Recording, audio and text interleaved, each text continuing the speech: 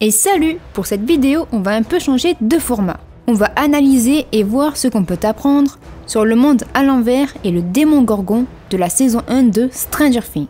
Mais attention, pour ceux qui n'ont pas vu la série, ça risque de vous spoiler.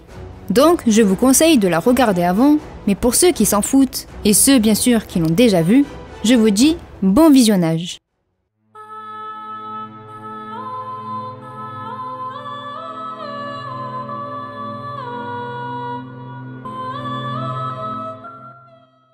Alors, Stranger Things est une série qui se déroule dans les années 80.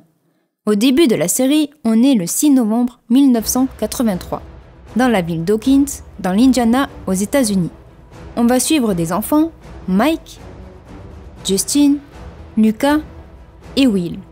Ils sont en train de jouer à Donjons et Dragons, ou D&D. Pour ceux qui ne savent pas ce que c'est un jeu de rôle, ou JDR. On retrouve un maître du jeu, ou MJ, qui crée une histoire et un environnement, et c'est lui qui décide de tout par rapport aux règles. Il va mettre les joueurs dans des situations. Quant à eux, ils interprètent un personnage qu'ils auront choisi parmi les différentes races, elfes, nains, humains, etc., avec des caractères spécifiques au personnage. Ici, Mike est le maître du jeu.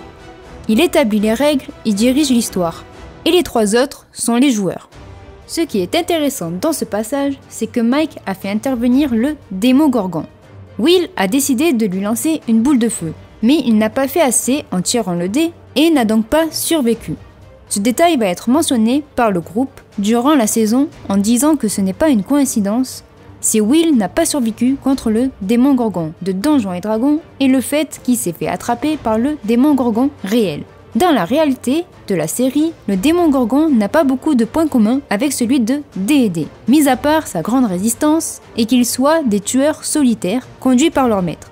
Enfin, c'est ce que je pense. Si vous avez un avis différent du mien, dites-moi en commentaire ce que vous pensez des deux représentations. Donc, après la partie, ils rentrent tous chez eux. Mais Will va faire la rencontre du monstre sur la route près de Mirkwood. C'est comme ça que les enfants ont nommé ce chemin. Alors, on va avoir les premiers indices sur la créature. Il a apparemment une apparence humanoïde, avec des membres allongés.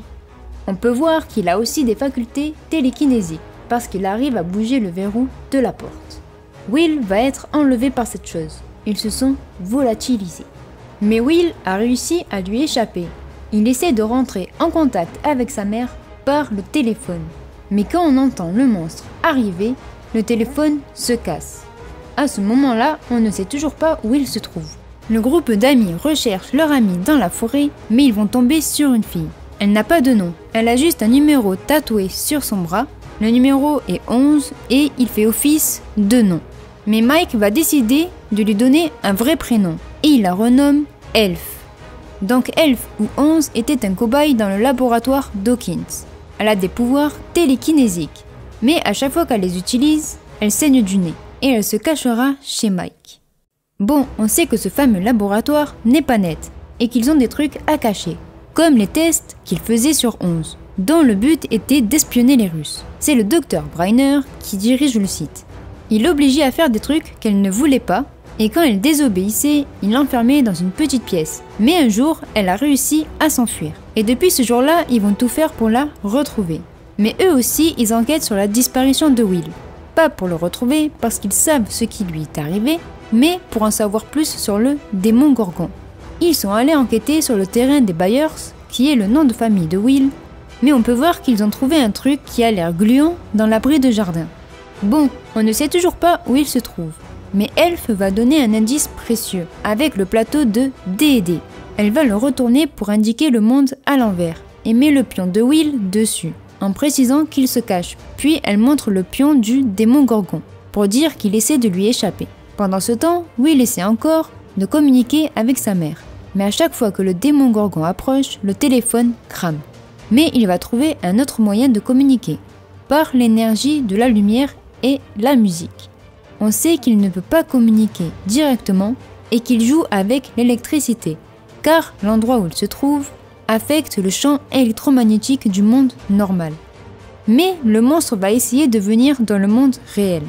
Dans un autre temps, Barbara, une amie de Nancy, la sœur de Mike, va nous donner un indice précieux sur le démon Gorgon. Barbara est assise sur le plongeoir de la piscine et elle va laisser tomber du sang dans la piscine. Et on peut voir que la créature est arrivée presque immédiatement. Mais si on regarde bien, on peut savoir quand est-ce qu'il va venir. Car avant qu'il apparaisse, les lumières ont commencé à clignoter. On sait donc que c'est un prédateur et qu'il emmène ses proies dans le monde à l'envers. Et grâce à elle, on a pu voir qu'il était attiré par le sang. Pour entrer en contact avec son fils, Joyce va mettre des guirlandes de Noël de partout chez elle. Ça marche. Au début, elle lui a dit de faire un clignotement pour oui et 2 pour non. Mais il ne pouvait pas s'exprimer comme il le voulait. Et Joyce ne pouvait pas savoir où il se trouve. Donc elle va avoir une bonne idée et dessiner un alphabet sur le mur avec des guirlandes sur chaque lettre. C'est sûr que c'est plus pratique pour communiquer. Elle va découvrir qu'il est juste ici, mais elle ne comprend pas du tout son message. Il va la prévenir de fuir, car le démon Gorgon arrive. Bon, là on sait qu'il traverse les murs pour venir dans le monde réel. Là on a la certitude que quand il arrive, les lumières s'affolent. On l'entend aussi par des grognements. On sait qu'après son passage, le mur reste intact quand il le traverse. Ce qui signifie qu'en fait, il ouvre des portes entre les deux mondes. Mike va découvrir que 11 peut rentrer en contact avec Will, grâce au talkie-walkie. Et ils vont l'entendre chanter. Mais quand ils essaient de lui parler, il n'y a aucune réponse de sa part. Bon, le laboratoire cache un truc au sous-sol. Ce qui m'étonne même pas. C'est une porte vers le monde à l'envers, qui a l'air complètement vivante et membraneuse. Une personne de leur équipe est allée à l'intérieur pour l'explorer. Il s'est sûrement fait choper par le démon Gorgon, parce que quand il le remonte, il ne reste plus rien de lui, mis à part un bout de sa combinaison, pleine de sang, puis on peut voir que la porte se referme toute seule. Le shérif Hopper fait son enquête et soupçonne le laboratoire. Il va aller leur poser des questions, mais quand les soupçons se resserrent sur eux pour la disparition de Will, ils vont simuler sa mort. Tout le monde pense que c'est son corps, mais le shérif va vérifier. Et quand il ouvre, il découvre de la mousse.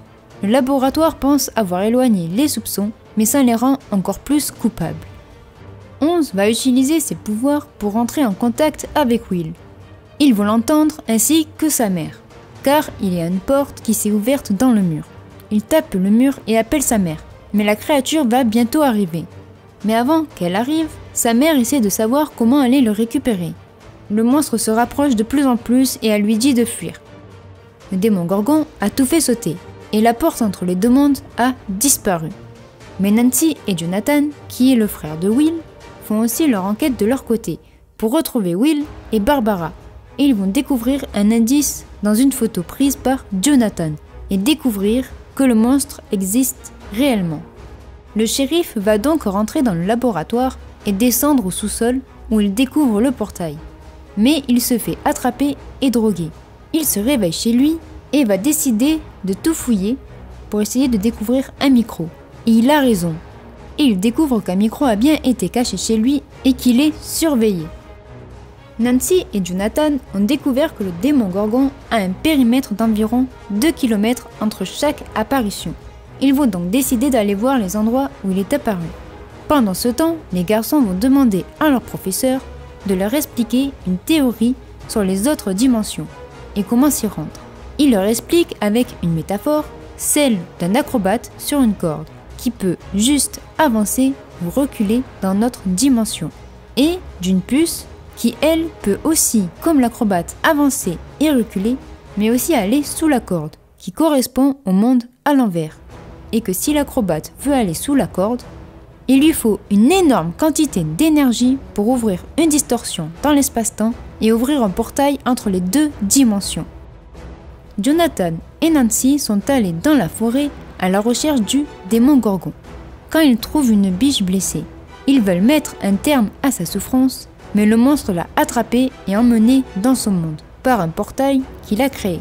Nancy le trouve et y va. Elle va découvrir un autre monde et le démon Gorgon en train de manger la biche. Alors là, on voit bien le monde à l'envers.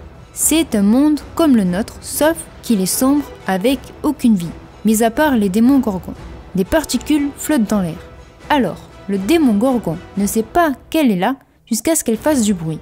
Il se retourne et on peut voir qu'il a une tête qui ressemble à une fleur et quand il ouvre sa bouche, on aperçoit plein de dents acérées. Nancy et Jonathan peuvent s'entendre parce qu'ils sont proches du portail. Sinon, les personnes du monde à l'envers entendent faiblement les personnes du monde normal, mais pas l'inverse. Donc ils s'entendent bien parler et elles se laissent guider par le son de la voix de Jonathan. Le portail créé par le démon Gorgon se referme tout seul, ce qui confirme qu'il peut créer des portails temporaires entre les deux dimensions. Alors, dans ce passage, on a pu bien voir la tête du démon Gorgon, mais aussi le fait qu'il est attiré par les bruits. Faisons un petit résumé de ce qu'on sait.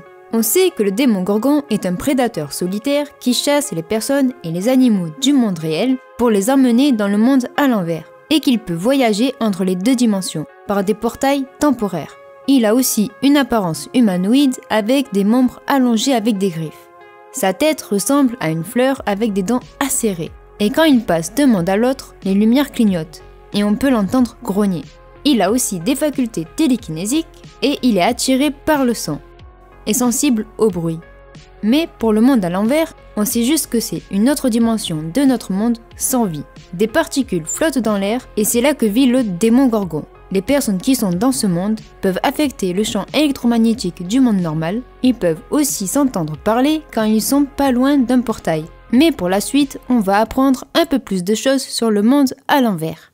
Pendant ses expériences au laboratoire, 11 a été plongé dans une cuve de privation sensorielle. Le docteur Briner lui a demandé de rentrer en contact avec le démon Gorgon. Sauf que les choses ne se sont pas du tout passées comme il le voulait. La créature mangeait un œuf tranquillement dans son monde. Et on peut voir qu'elle ne remarque même pas la présence de 11 jusqu'au moment où elle le touche. Il se retourne, ce qui l'a fait revenir à elle et crier. C'est comme ça que l'entrée vers le monde à l'envers au sous-sol du laboratoire a été créée, ce qui a permis de faire un lien entre les deux dimensions.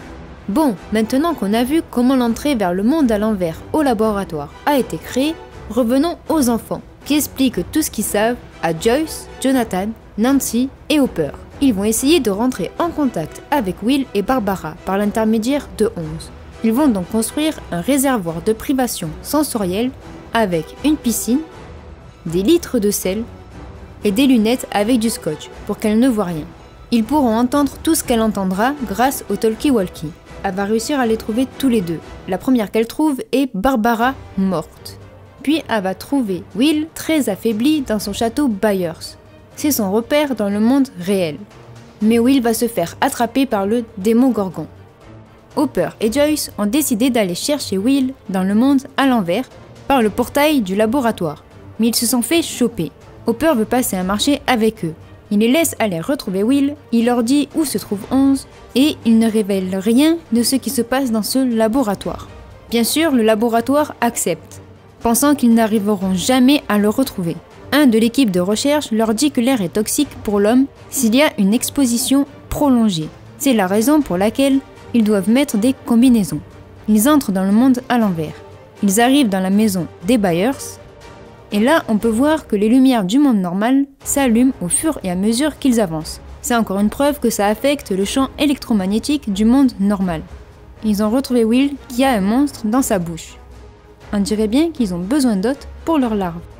Pendant ce temps, Nancy et Jonathan se préparent à attirer le monstre pour le tuer. Vu qu'ils savent qu'il est attiré par le sang, ils vont se couper pour qu'il se montre. Mais Steve, l'ex de Nancy, est arrivé au pire moment. Alors que les lumières se mettent à clignoter, ce qui prévient de l'arrivée du démon Gorgon, et là aussi on voit bien qu'il fournit beaucoup d'énergie pour ouvrir un portail entre les deux mondes. La créature s'est fait prendre par leur piège, et Jonathan commence à le brûler. Et quand il éteint le feu, le démon Gorgon a disparu, mais on peut voir qu'ils ont réussi à le blesser. Des personnes du laboratoire vont aller chercher 11. Le groupe d'amis vont se réfugier dans le collège, mais ils les ont retrouvés. 11 va tous les tuer pour protéger tout le monde. Mais en faisant ça, elle crée une grosse flaque de sang, ce qui va attirer le démon Gorgon, qui va ouvrir une porte et commencer à tuer les personnes du laboratoire, avant d'aller voir les enfants, qui essaient de le tuer avec un lance-pierre. Mais bon, ça n'a vraiment aucun effet sur lui. 11 va utiliser ses pouvoirs et le peu d'énergie qui lui reste pour le tuer et sauver ses amis. Et elle va se volatiliser en même temps que lui. Mais le passage dans le monde à l'envers a affecté Will, qui crache des larves et a des visions de ce monde obscur. On ne sait pas ce qui est arrivé à 11, mais ce que j'ai oublié de dire, c'est que le monde à l'envers est contrôlé par les monstres de l'ombre. Bon voilà, c'est la fin de cette vidéo. J'espère que vous avez appris pas mal de choses sur le monde à l'envers et le démon Gorgon dans la saison 1 de Stranger Things. Et aussi que la vidéo vous aura plu. Si c'est le cas, dites-le moi dans les commentaires, sans oublier de vous abonner, la cloche et bien sûr le pouce bleu. Et moi je vous dis à une prochaine vidéo. Bye!